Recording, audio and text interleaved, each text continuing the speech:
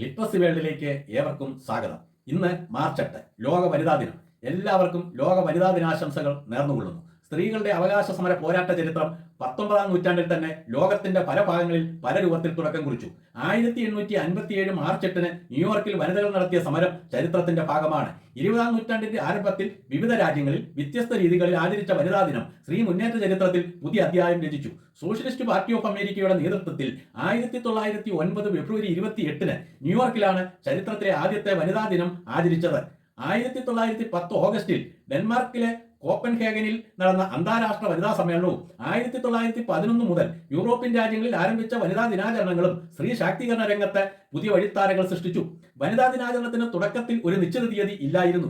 1914 ജർമ്മനിയിലും 1922 റഷ്യയിലും March 8 അന്താരാഷ്ട്ര വനിതാ ദിനമായി പ്രഖ്യാപിച്ചു.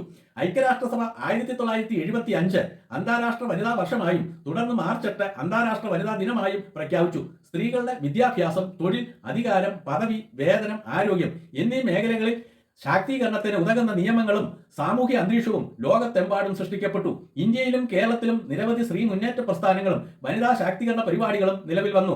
കേവലം വാക്കുകൾക്കും നിയമങ്ങൾക്കും അപ്പുറം മനുഷ്യ മനസ്സുകളിൽ രൂപം കൊള്ളുന്ന പരിവർത്തനത്തിലൂടെ മാത്രമേ ശാശ്വതമായ വനിതാ ശാക്തീകരണം സാധ്യമാവൂ എന്ന തിരിച്ചറിവ് ഈ ദിനത്തിൽ എല്ലാവർക്കും ഉണ്ടാകട്ടെ എന്ന് ഞാൻ ആശംസിക്കുന്നു.